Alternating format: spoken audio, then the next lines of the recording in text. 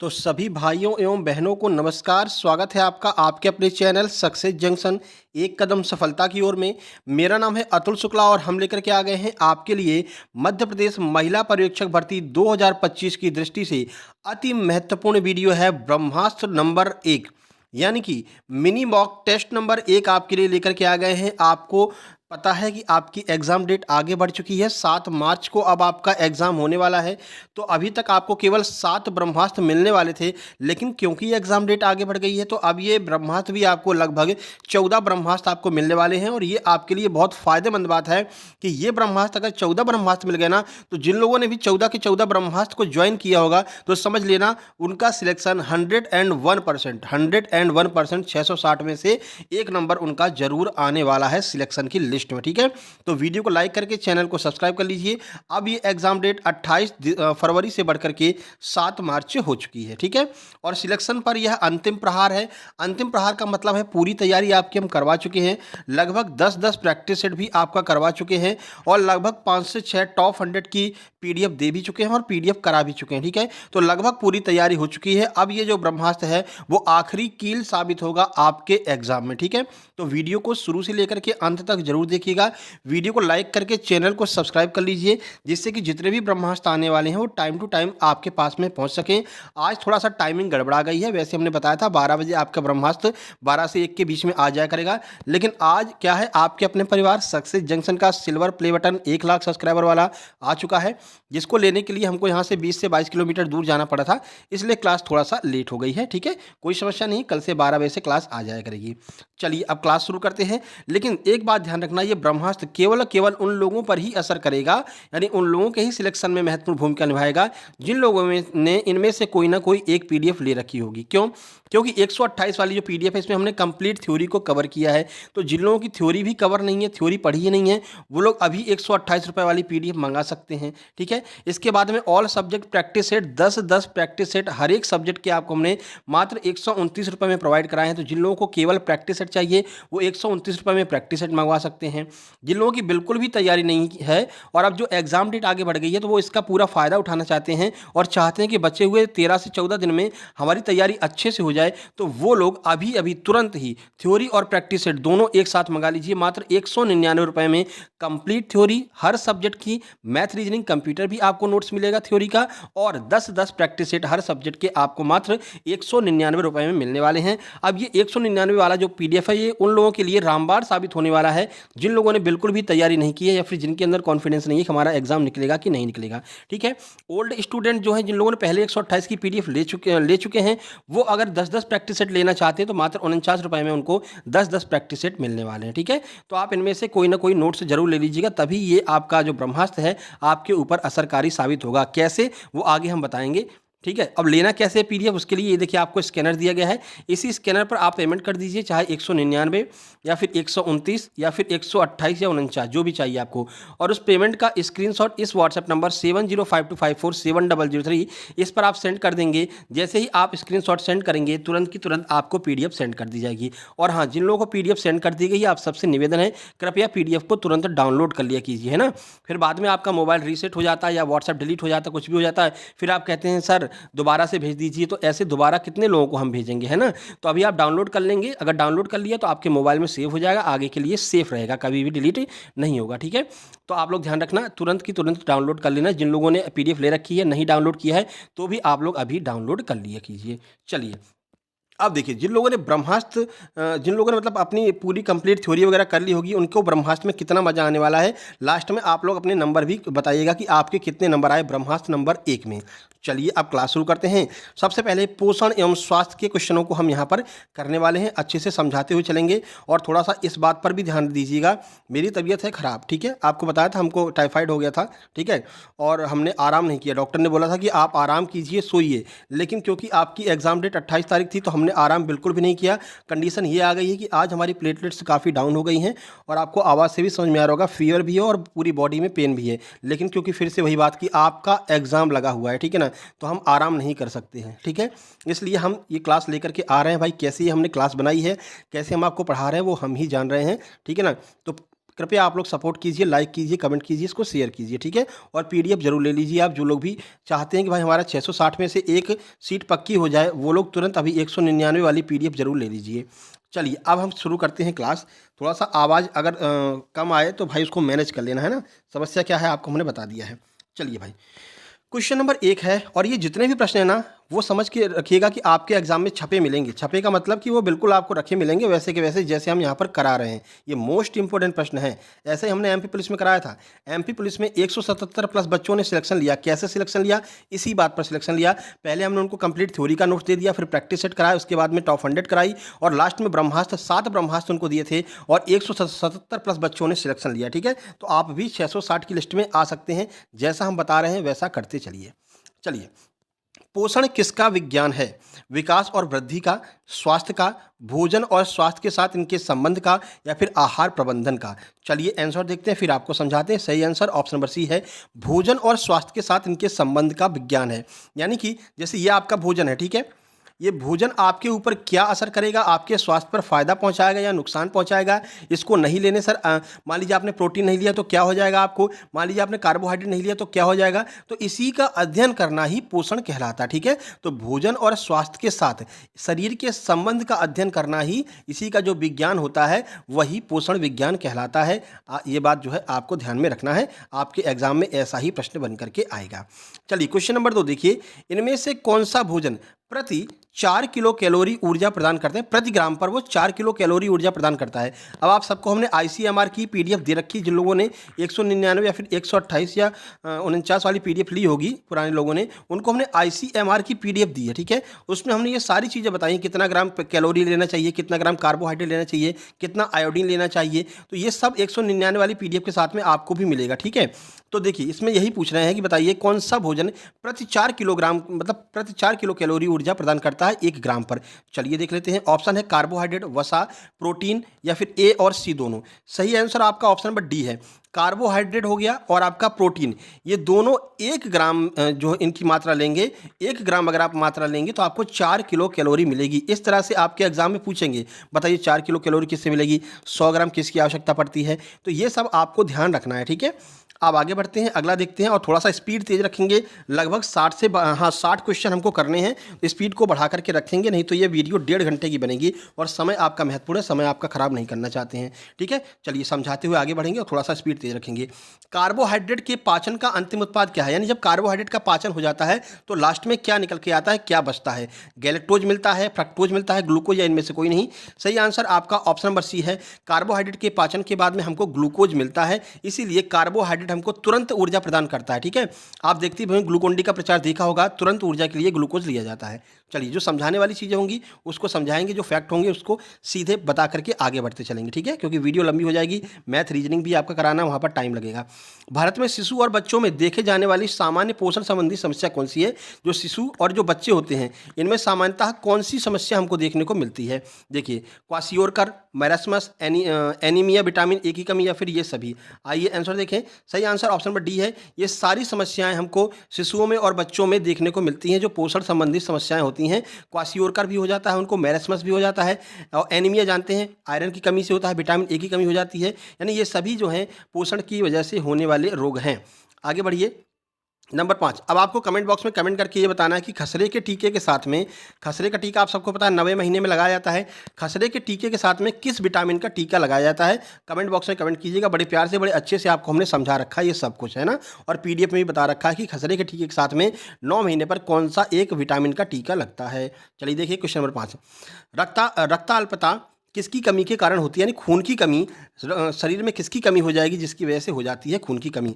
Iron की वजह से, फॉलिक एसिड की वजह से, विटामिन बी12 की वजह से, या फिर उपरोक्त सभी। सही आंसर आपका ऑप्शन नंबर डी है। इन सभी की कमी की वजह से अगर ये सारी चीज़ें हमारे शरीर में नहीं रहेंगी तो हमको ये बीमारी हो जाएगी जिसमें रक्त हमारे शरीर में बहुत कम बनने लगता है, ठीक है। आयरन नहीं लेंगे तो समस्या हो जाएगी। फॉलिक एसिड आपको बता रखा, फॉलिक एसिड की गोलियाँ दी जाती हैं कब? जब लेडीज प्रेग्नेंट होती हैं, ठीक है। विटामिन बी12 इसको हम साइनोकोबालामिन कहते हैं। इसमें जो है कोबाल्ट धातु पाई जाती है, सब कुछ आपको बता रखा है। चलिए आगे बढ़ते हैं, सही आंसर ऑप्शन नंबर डी हो जाएगा। ठीक है, इसके अलावा आपको बता दें एमपीएसआई 2025 के नोट्स कंप्लीट है, एमपी टेट वर्किंग चयन परीक्षा नोट्स कंप्लीट है, एमपी आपका रिफॉर्म नहीं भरा तो भर दीजिए, 1 तारीख लास्ट डेट है, इसके भी नोट्स आपको कंप्लीट मिलने वाले हैं। व्हाट्सअप नंबर दिया गया है, इस पर मैसेज करके आप लोग नोट्स ले सकते हैं। नंबर 6, कार्बोहाइड्रेट की न्यूनतम दैनिक आवश्यकता कितनी होती है, यानी कि कम से कम कितना कार्बोहाइड्रेट हमको एक दिन में जरूर लेना चाहिए। 100 ग्राम, 200 ग्राम, 500 ग्राम, 1000 ग्राम। आइए आंसर देखें, 1 किलो थोड़ी कार्बोहाइड्रेट खा लोगे। सही आंसर ऑप्शन नंबर ए है, 100 ग्राम कार्बोहाइड्रेट हमको जरूर लेना चाहिए एक दिन में। फैक्ट वाला प्रश्न है, आगे बढ़ेंगे। 7 नंबर, शरीर के निर्माण, मरम्मत और ऊतकों के रखरखाव के लिए कौन सा पोषक तत्व आवश्यक है। कई बार आपको बता रखा है, चित्र बनाकर बताया था कि भाई अगर प्रोटीन नहीं होगा तो समझ लीजिए शरीर में वृद्धि नहीं होगी। बताया था ना आपको, प्रोटीन को शरीर का बॉडी बिल्डर कहते हैं। कई बार समझा रखा है, चित्र बनाया था, बोला था भैया ये बॉडी बिल्डर लोग जो जिम में जाते हैं, ठीक है, डोले दिखाते हैं, ये डोले कैसे बनते हैं, प्रोटीन के डिब्बे वो लोग खाते हैं, डिब्बे नहीं खाते, प्रोटीन ही खाते हैं, ठीक है ना। प्रोटीन खा करके फिर वो डोले दिखाते हैं। क्यों? इसीलिए प्रोटीन को शरीर का बॉडी बिल्डर कहा जाता है, क्योंकि वो ऊतकों का रखरखाव करता है, शरीर के निर्माण करता है और शरीर की मरम्मत करता है। ठीक है, तो प्रोटीन हमारे शरीर में बॉडी बिल्डर का काम करता है। आगे बढ़िए। 8 नंबर, आयु के अनुसार शारीरिक ऊंचाई का कम होना क्या कहलाता है। यानी कि देखिए एक लिस्ट दे रखी है, लिस्ट में बता रखा है इतनी लंबाई पर इतनी ऊंचाई होनी चाहिए। ठीक है ना, ये लिस्ट भी हमने आपको पीडीएफ में प्रोवाइड करा रखी है। ठीक है, पोषण वाली पीडीएफ में बता रखी है, ये लिस्ट मिल जाएगी आपको। तो बताइए, अगर शरीर की ऊंचाई के अनुसार उसका मतलब कि ऊंचाई कम रह जाती है आयु के अनुसार, तो हम उसको क्या कहते हैं? पीईएम कहते हैं, मैरस्मस कहते हैं, वेस्टिंग कहते हैं, फिर स्टंटिंग कहते हैं। सही आंसर आपका ऑप्शन नंबर डी हो जाएगा, इसको हम स्टंटिंग कहते हैं। अगर आयु के अनुसार शरीर की ऊंचाई कम रह जाए तो हम उसे स्टंटिंग कहेंगे। कमेंट बॉक्स में कमेंट करना आप जो भी प्रश्न पूछ रहे हैं और लास्ट में आपके 60 में से कितने नंबर आए। नंबर 9, रिकेट्स रोग से पीड़ित व्यक्ति में किसकी कमी हो जाती है। बताइए किसकी कमी हो जाती है रिकेट्स रोग से जो है पीड़ित व्यक्ति में। 4 ऑप्शन ये रहे आपके सामने, vitamin D, vitamin B, vitamin K, इनमें से कोई नहीं। आइए आंसर देखते हैं। आंसर आपने लगा लिया होगा। देखिए आप क्या कीजिए, अभी आपको बता दें, आप एक कॉपी पेन लेकर के बैठिए, ठीक है, उसमें 1 से लेकर के 60 तक लिख लीजिए गिनती। आगे से कर लेना ऐसा, अगर नहीं भी कर पा रहे हैं, और अगर अभी आप कर सकते हैं तो कर लीजिए। उसके बाद में आप लिखते चलना कितने नंबर आपके सही हो रहे हैं, कितने गलत हो रहे हैं, ठीक है, और लास्ट में आप उसको काउंट करके कमेंट बॉक्स में कमेंट कर देना। चलिए, तो सही आंसर आपका विटामिन डी हो जाएगा। विटामिन डी जो रिकेट्स रोग है वो हड्डियों से संबंधित रोग है, और आपको कई बार बताया है हड्डियों से संबंधित कोई भी रोग होगा वो विटामिन डी की कमी से होने वाला रोग होगा। ठीक है, विटामिन डी हमें सूर्य की रोशनी से मिलती है, आपको बता रखा है। शरीर में बनने वाली एकमात्र विटामिन कौन सी है जो स्वतः शरीर खुद बना लेता है, बाहर से नहीं लेना पड़ता है, वो विटामिन डी ही है। ऐसे कई सारे प्रश्न आपके एग्जाम में आ सकते हैं। देखने को आपको ये 100 प्रश्न लगेंगे, लेकिन इसमें हम आपको कम से कम समझ लीजिए, मतलब देखने को आपको 60 प्रश्न लगेंगे, लेकिन कम से कम 100 प्रश्न हम आपको करा देंगे इसी वीडियो के अंदर, है ना, जो एक्स्ट्रा फैक्ट बताएंगे। पल्स पोलियो अभियान का प्रथम चरण कब प्रारंभ हुआ था, यानी पहली बार पल्स पोलियो अभियान कब चालू किया गया था। आइए आंसर देखें। सही आंसर आपका ऑप्शन नंबर डी, दिसंबर 1995 में पल्स पोलियो अभियान शुरू किया गया था। क्वेश्चन नंबर 11 देखिए, यदि मानव शरीर में प्लेटलेट्स की संख्या 1.5 लाख से कम हो तो किस बीमारी के होने की संभावना रहती है। यही हो गया हमारे साथ में, है ना। जब हम शुरू में दिखाने में गए थे तो हमारी प्लेटलेट्स 2,10,000 थी, ठीक है, तो कोई समस्या नहीं थी, हम आपको लगातार पढ़ा रहे थे, लेकिन डॉक्टर ने बोला था कि आप आराम करिएगा, सोइएगा, नींद पर्याप्त लीजिएगा। लेकिन एक एक दिन में 2-2 वीडियो लेकर के आ रहे हैं, पीडीएफ भी हमको ही बनाना है, रिकॉर्ड भी हमको ही करना है, तो जगना भी पड़ता था, तो प्रॉपर आराम नहीं ले पाए, जिसका ये खामियाजा भुगतना पड़ा है कि आज हमारी जो कंडीशन है, यानी कि हमारी प्लेटलेट्स 1.5 लाख के आसपास पहुंचने वाली है, 1.5 लाख से कम होने वाली है, ठीक है ना। इससे क्या होता है, शरीर में बुखार, दर्द बना रहता है और फीवर रहता है, तो हमको एहसास हो रहा है, सुबह से ही दर्द हो रहा था, ठीक है। इसकी एक वजह यह भी है कि आपकी ये वीडियो लेट आ रही है, ठीक है। तो आप लोग प्रयास कीजिएगा कि इस वीडियो को अच्छे से शेयर कीजिएगा, है ना, तो थोड़ा हमको कमेंट बॉक्स में कमेंट कीजिएगा तो थोड़ा उत्साह मिलेगा, ठीक है। बाकी दवा वगैरह हम ले रहे हैं और प्रॉपर अब आराम करेंगे, रात में पूरा सोया करेंगे, वीडियो आपकी आएगी, ये बिल्कुल निश्चिंत रहना। आपका एग्ज़ाम हमारे लिए फर्स्ट प्रायोरिटी है, अपनी बॉडी हमें फर्स्ट प्रायोरिटी नहीं लगती है, क्योंकि आप लोगों ने हम पर विश्वास किया है और विश्वास ही सबसे बड़ी चीज़ होती है, ठीक है। तो आपकी वीडियो डेली आएगी, बिल्कुल निश्चिंत रहिए, क्लासेज आपकी कंटिन्यू चलती रहेंगी और सिलेक्शन भी आपको लेना है, ठीक है। इतनी मेहनत हम अगर कर रहे हैं तो उसकी डबल तिगुन ट्रिपल मेहनत आपको करना रहेगा। यदि मानव शरीर में प्लेटलेट संख्या 1.5 लाख से कम हो जाए तो कौन सा रोग हो जाएगा? Malaria, dengue, plague, filaria. सही आंसर आपका ऑप्शन नंबर बी हो जाएगा, डेंगू हो जाएगा। अगर 1.5 लाख से कम होती है प्लेटलेट्स तो डेंगू हो सकता है।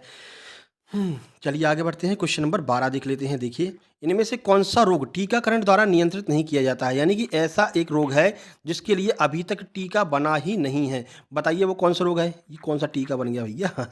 ये लो सिरिंज निकाल दिया, ठीक है। बताइए कौन सा ऐसा रोग है जिसका अभी तक टीका नहीं बना है। देखिए खसरा बना है भैया, पोलियो बना है, मधुमेह या फिर डी कुछ और होगा, डी को हटा दीजिए। तो इनमें से आपको पता है मधुमेह, डायबिटीज एक ऐसा रोग है जिसका टीका अभी तक बना ही नहीं है, ठीक है ना। डायबिटीज टीके की वजह से ठीक नहीं होता है। तो सर वो इंजेक्शन क्यों लगाते हैं भैया, वो इंसुलिन के इंजेक्शन लगाते हैं, ठीक है ना। वो इंसुलिन का इंजेक्शन होता है, वो टीका नहीं होता, वो एक इंजेक्शन होता है जो इंसुलिन की मात्रा जो है अपने अंदर प्रवेश कराई जाती है डायबिटीज वाले मरो मरो उनको मरीजों को, ठीक है। नंबर 13 देखिए, वर्तमान में लागू राष्ट्रीय स्वास्थ्य नीति कब जारी की गई थी। जो राष्ट्रीय स्वास्थ्य नीति वर्तमान में चल रही है, कब जारी किया गया था? 2017, 2003, 22 या फिर 1983? सही आंसर आपका ऑप्शन नंबर ए, 2017 में राष्ट्रीय स्वास्थ्य नीति लागू की गई थी, जो वर्तमान में चल रही है, यानी वर्तमान में 2017 वाली ही राष्ट्रीय स्वास्थ्य नीति चल रही है। चलिए 14 नंबर देखिए, धात्री माता को सर्वाधिक किस पोषक तत्व की आवश्यकता होती है, बताइए। धात्री माता आपको कई बार बता रखा है, जब आईसीएमआर पढ़ा रहे तभी बताया था। धात्री माता का अर्थ है कि ऐसी माता जो बच्चे को स्तनपान करा रही है, हम उसे धात्री माता कहते हैं, ठीक है। तो अगर कोई माता बच्चे को स्तनपान करा रही है तो किस पोषक तत्व की आवश्यकता उसको होगी? कैल्शियम की, प्रोटीन की, उपरोक्त दोनों की? आइए आंसर देखें। सही आंसर ऑप्शन नंबर सी है, ये दोनों चीज़ें चाहिए, क्योंकि कैल्शियम और प्रोटीन ये बच्चे के लिए भी आवश्यक है। माता के दूध से ही बच्चे के अंदर कैल्शियम और प्रोटीन जाएगा, जिसकी मदद से प्रोटीन क्या करता है, शरीर का बॉडी बिल्डर है, यानी कि शरीर को बनाने का काम करता है। कैल्शियम क्या करता है, हड्डियों का निर्माण करता है। और ये दोनों चीज़ें स्तनपान कर रहे बच्चे में होती रहती हैं, शरीर भी बनता रहता है उसका और हड्डी भी जुड़ती रहती है। तो ये कैल्शियम और प्रोटीन आवश्यक होता है, ठीक है। आगे बढ़ते हैं, 15 नंबर देखते हैं। देखिए, पोलियो से ग्रसित बच्चों का कौन सा अंग प्रभावित होता है अगर किसी बालक को पोलियो हो गया है। हालांकि डब्ल्यूएचओ ने भारत को पोलियो मुक्त घोषित कर दिया है, ठीक है ना। लेकिन अगर किसी को पोलियो हो जाता है तो कौन सा अंग उसका जो है प्रभावित होता है? यकृत, तंत्रिका तंत्र, हाथ या फिर हृदय? आइए आंसर देखें। सही आंसर आपका ऑप्शन बी है, तंत्रिका तंत्र जो होता है वो जो है प्रभावित हो जाता है, जिसकी वजह से क्या होता है, एक तरफ फालिश मार जाती है या फिर एक साइड का जो है वो बॉडी का पार्ट काम करना बंद कर देता है, पूरा एक साइड का है ना, या फिर नीचे के कुछ भी होता है, नीचे वाले पूरे डाउन हो जाते हैं या फिर एक साइड का डाउन हो जाता है। तो यही पोलियो होता है, क्योंकि तंत्रिका तंत्र को ही वो डिफॉल्ट कर देता है, तंत्रिका तंत्र पर अटैक करता है, जिसकी वजह से ये समस्या आ जाती है। तो इस तरह से पोषण एवं स्वास्थ्य के 15 क्वेश्चन समाप्त होते हैं। अब आपका यहाँ से शुरू हो रहा है सामान्य ज्ञान एवं तर्क शक्ति। चलिए बताइए 15 में से कितने नंबर आपके आए हैं पोषण एवं स्वास्थ्य में, तो आपको ये अंदाजा लग जाएगा कि पोषण और स्वास्थ्य की तैयारी हमारी कैसी चल रही है। आगे बढ़िए, अगला प्रश्न है, और टॉप 100 भी आपको हम टाइम टू टाइम देते रहेंगे। आईसीडीएस की टॉप 100 आनी है, पंचवर्षीय योजनाओं की टॉप 100 आनी है, ठीक है। और ये टॉप 100 और ब्रह्मास्त्र की पीडीएफ केवल उनको ही दी जाएगी जिन लोगों ने 199 का जो है नोट्स ले रखे होंगे, या फिर 129 का प्रैक्टिस सेट ले रखा होगा, या फिर 49 वाला प्रैक्टिस सेट ले रखा होगा। उन लोगों को ही ये ब्रह्मास्त्र की पीडीएफ दी जाएगी। जब 3 ब्रह्मास्त्र हो जाएंगे, चौथे दिन आपको बता देंगे कि तीनों ब्रह्मास्त्र कंप्लीट है, इनकी पीडीएफ आपको दी जाने वाली है। इतने टाइम पर आप मैसेज कर लीजिए। 128 वालों को ये नहीं मिलने वाला है, बता दे रहे हैं ब्रह्मास्त्र, ठीक है ना। ये ब्रह्मास्त्र के लिए लड़ने लगो। 128 में केवल थ्योरी नोट्स दिए जाएंगे और एक प्रैक्टिस सेट दिया जाएगा। तो अगर 128 का आप पहले ले चुके हैं तो आप 49 रुपये पे करके प्रैक्टिस सेट ले लीजिए, उसके साथ में आपको ये ब्रह्मास्त्र भी मिल जाएगा, ठीक है। बाकी 129 और 199 वालों को ये ब्रह्मास्त्र साथ में ही मिलने वाला है। आगे बढ़िए, और जिन लोगों ने मान लीजिए प्रैक्टिस सेट ले लिया है, उनको चाहिए थ्योरी, तो वो लोग भी 49 का पेमेंट करके थ्योरी ले सकते हैं। देखिए, वृद्धि हार्मोन का स्त्रावण किसके द्वारा होता है? शरीर के में जो वृद्धि हार्मोन निकाला जाता है वो किसके द्वारा निकाला जाता है? हृदय के द्वारा, एड्रीनल ग्रंथि के द्वारा, थायरॉक्सिन ग्रंथि के द्वारा, या पिट्यूटरी ग्रंथि के द्वारा? आंसर ही दिख गया, ध्यान नहीं दे पाए। पिट्यूटरी ग्रंथि के द्वारा वृद्धि हार्मोन का स्त्रावण किया जाता है। फैक्ट वाला प्रश्न है। आगे बढ़ते हैं, 17 नंबर देखिए। 17 नंबर है, जननी सुरक्षा योजना के अंतर्गत ग्रामीण क्षेत्र की गर्भवती महिलाओं को संस्थागत प्रसव कराने पर कितनी राशि दी जाती है? यानी कि अगर आप हॉस्पिटल में प्रसव कराते हैं आंगनवाड़ी केंद्रों के माध्यम से, तो आपको कितनी राशि दी जाएगी? 1600, 1400, 1000, 2200? आंसर की बात करें, सही आंसर ऑप्शन नंबर बी है, 1400 रुपये की राशि प्रदान की जाती है अगर आप संस्थागत प्रसव कराती हैं, हॉस्पिटल में जाकर के, सरकारी हॉस्पिटल में प्रसव कराती हैं तो, ठीक है। आगे बढ़िए, अगला प्रश्न देखिए, क्वेश्चन नंबर 18, मोस्ट इंपोर्टेंट प्रश्न है, लाल रक्त कणिकाओं का निर्माण कहाँ पर होता है? इसी के साथ में आपको बता देंगे कि ये जो है लाल रक्त कणिकाओं का मृत्यु कहाँ पर होती है, दोनों बता देंगे।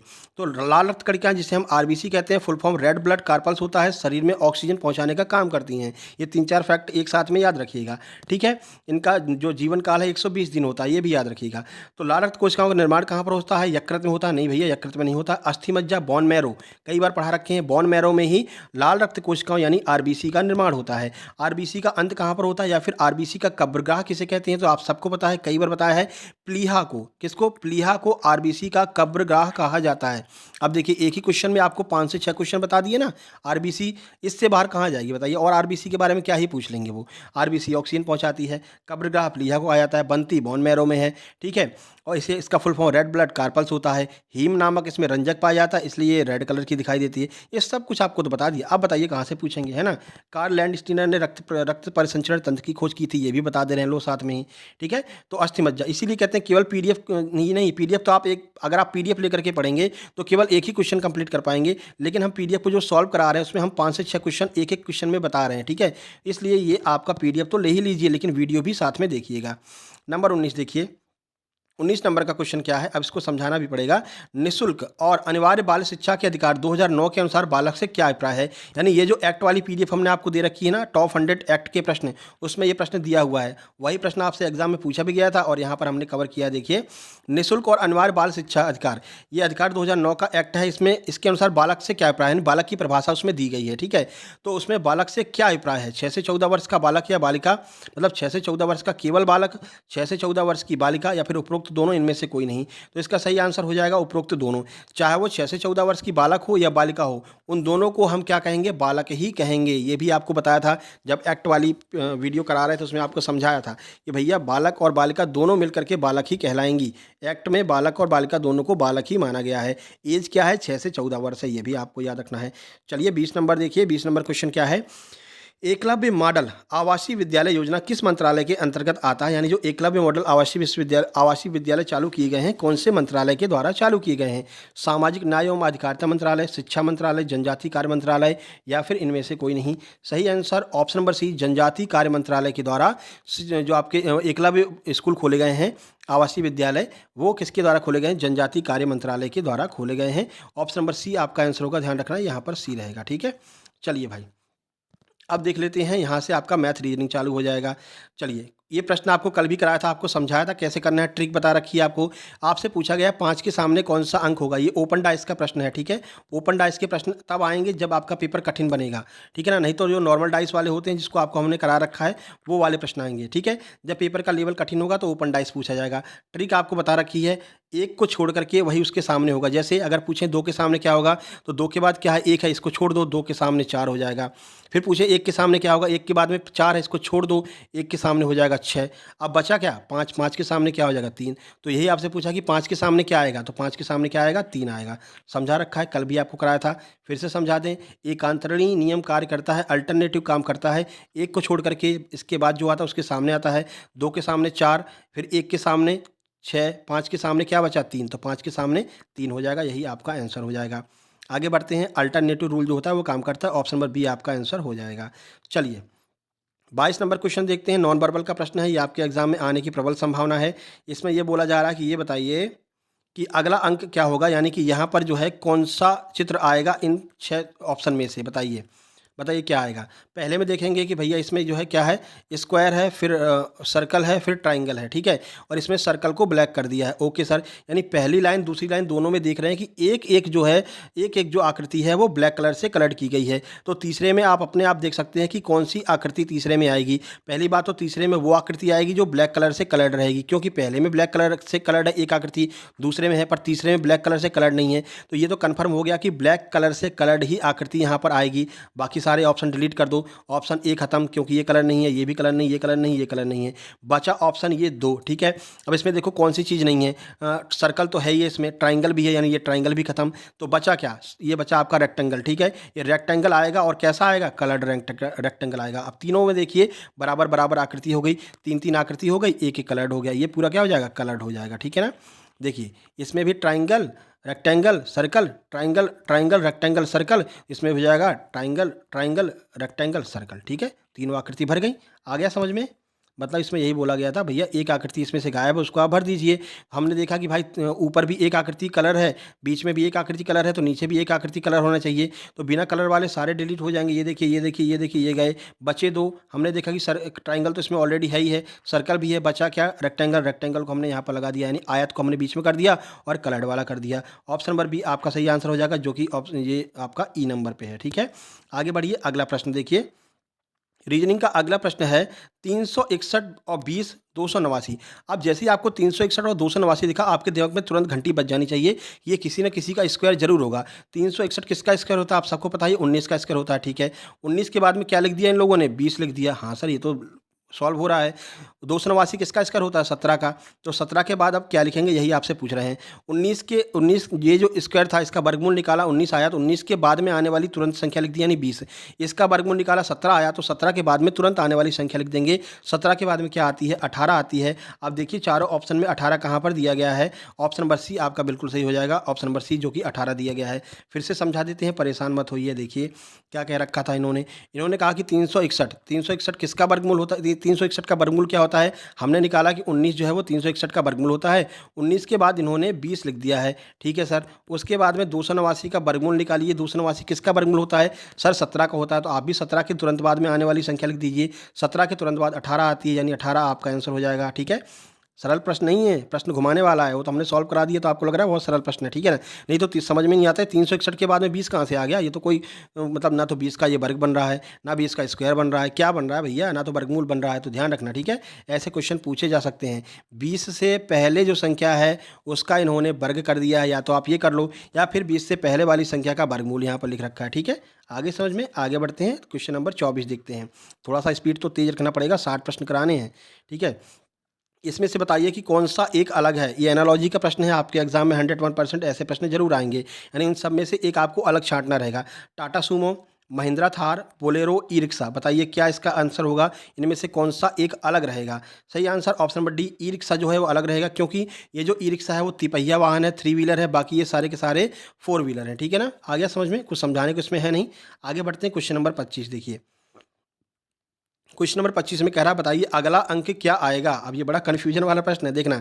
10 आ गया, ठीक है सर, 10 के बाद में 14 आ गया, अच्छा 4 जोड़ रहे हैं क्या, ठीक है। 14 के बाद में 18 आ गया, 4 जोड़ रहे हैं क्या, हाँ सर जोड़ रहे हैं। 18 के बाद में 22 आ गया, 4 जोड़ रहे हैं क्या, हाँ सर जोड़ रहे हैं। 22 के बाद में 26 आ गया, 4 जोड़ रहे हैं, हाँ। तो 26 के बाद में क्या करेंगे, 4 और ऐड कर दीजिए, 26 के बाद में 30 आ जाएगा, ठीक है। आइए देखते हैं, सही आंसर ऑप्शन नंबर बी हो जाएगा, यानी कि 30 आ जाएगा इसका, ठीक है। एक तो ये रूल फॉलो करा था कि 4 4 जोड़ते चलिए। दूसरा रूल इसमें और लग रहा था, 2 के साथ में 5 का गुणा किया तो वो 10 का आ गया, ठीक है। 2 के बाद में 7 का गुणा किया वो 14 आ गया। उसके बाद में 2 के साथ में 9 का गुणा किया 18 आ गया, यानी कि 2 का गुणा लगातार आने वाले विषम अंकों से हम गुणा कर रहे थे, तो ये सारी जो आपकी सीरीज है वो बनती चली जा रही थी, ठीक है। दोनों में से जो भी आपको क्लिक कर जाए वही आपका आंसर हो जाएगा, चाहे तो 4 ऐड करके क्लिक कर जाए, या फिर ये वाला जो है रूल क्लिक कर जाए। जो भी क्लिक करेगा उस टाइम पे, आप डेली प्रैक्टिस करते रहेंगे तो ये आप आसानी से सॉल्व कर सकेंगे, है ना। आगे बढ़िए, अगला प्रश्न देखिए। देखिए अगला प्रश्न है आपका, यहाँ से मैथ शुरू हो जाने वाला है 26 नंबर से। देखिए मैथ में क्या कैसे कैसे क्वेश्चन आज रखे गए हैं, अच्छे क्वेश्चन है, लेवल अच्छा रहेगा आपका, ठीक है। चलिए, ये प्रश्न थोड़ा सा कैलकुलेशन वाला है, आपको कैलकुलेशन करना रहेगा। क्वेश्चन कह रहा है कि किसी धनराशि पर, अब आंसर दिख गया, चलिए आप सॉल्व कर लेना, सॉल्व करके अगर आंसर आपका आता है तो ही आप इसके नंबर को ऐड करना, ठीक है। मैथ वाले में करना पड़ता है ऐसा। चलिए, किसी धनराशि पर 2% की दर से 2 साल के चक्रवृद्धि ब्याज और साधारण ब्याज का अंतर 500 रुपये है, तो बताइए वो धनराशि क्या है। इसकी ट्रिक आपको बता रखा है पहले ही, जिन लोगों ने मैथ की पीडीएफ ले रखी होगी, ट्रिक वाली पीडीएफ दे रखी है हमने मैथ की, है ना। ट्रिक वाली पीडीएफ दे रखी है मैथ की स्पेशल, जिनने 128 की ली है उनको भी मिली होगी, जिनने 199 की ली है उनको भी मिली होगी ट्रिक वाली पीडीएफ। उसमें लगभग आपके 300 से 400 पेज हैं। आप देखिए मैथ वाले अगर आप प्रिंट निकलवा रहे हैं तो मैथ का प्रिंट मत निकलवाना, क्योंकि वहाँ उसमें पेज ज़्यादा हैं, ठीक है। वो आप मोबाइल से कर लेना, जो पीडीएफ हमने आपको प्रैक्टिस सेट वगैरह दिए इनको आप पीडीएफ निकलवा लेना, ठीक है। चलिए अब इस क्वेश्चन को सॉल्व करते हैं। जिन लोगों ने मैथ लगाया होगा उनको ये क्वेश्चन आसानी से आ जाएगा। ट्रिक हमने आपको बता रखी थी कि जहाँ पर भी आपको 2 वर्ष में 2 वर्ष दिया गया हो और एस आई सी आई का अंतर दिया गया हो, तो एक ही सूत्र काम करता है, कौन सा, एस आई माइनस सी आई बराबर P R square upon 100 into 100, या फिर 100 स्क्वायर, ऐसे याद रख सकते हैं। एस आई माइनस सी आई बराबर P R square upon 100 square, ऐसे भी आप याद रख सकते हैं। बस अब इसी सूत्र में आपको लगा देना है। अब देखना है क्या क्या चीज़ें आपको दी गई हैं, सूत्र अच्छे से याद कर लिया ना, S I minus C I P R square upon 100 square. चलिए सूत्र में इस क्वेश्चन को रख करके देखते हैं। देखिए सबसे पहले एस आई माइनस सी आई का डिफरेंस कितना दिया सर, 500 दिया है, तो एस आई माइनस सी आई 500 हमने यहाँ पर लिख दिया। उसके बाद में पी हमसे पूछा है, यानी कितनी राशि मूलधन हमसे पूछा है। आर स्क्वायर करना है सर, आर स्क्वायर मतलब 2, तो 2 गुणा 2 कर दीजिए। नीचे क्या करना है, 100 स्क्वायर यानी 100 गुणा 100। बस अब इसको सॉल्व कर लीजिए, आपका आंसर आ जाएगा। 2 से काटा 50 बार कटा, 2 से काटा 50 बार कटा, ठीक है। 50 इंटू 50 किया 2500 आ गया। इस 2500 का गुणा जब आप 500 से करेंगे तो आपका आंसर निकल के आएगा 12,50,000। क्या समझ में आया? फिर से समझा देते हैं। एस आई माइनस सी आई कितना दिया था? 500 रुपये। पी रखा R square, P R square दिया हुआ है। आर स्क्वायर का मतलब क्या होता है? जो रेट दी रखी है उसका वर्ग। तो आर रेट कितनी थी? 2%, 2 का वर्ग किया 4% हो गई। ठीक है, तो 4 यहाँ पर लिख दिया। अब इस 4 से जब हम 10,000 को काटेंगे, 10,000 कहाँ से आया? 100 इंटू 100 किया तो 10,000 आ गया। जब 4 से 10,000 को काटेंगे तो 2500 आएगा, और इस 2500 का कैंची का गुणा हो जाएगा 500 से। 2500 को जब हम 500 से गुणा करेंगे तो 12,50,000 हमारा आंसर निकल आएगा। यानी कि आपका जो मूलधन है वो कितना है? 12,50,000 है। आ गया समझ में? आगे बढ़ते हैं। अगला देखिए, एक ही प्रश्न पर टिक के नहीं रहना है आपको, ठीक है, हर लेवल के प्रश्नों को सॉल्व करना है। अगला जो ब्रह्मास्त्र आएगा उसमें हम डीआई को रखेंगे। सारे प्रश्न आपके डीआई वाले सॉल्व कराए जाएंगे, क्योंकि एक डीआई भी आपके एग्जाम में आएगी।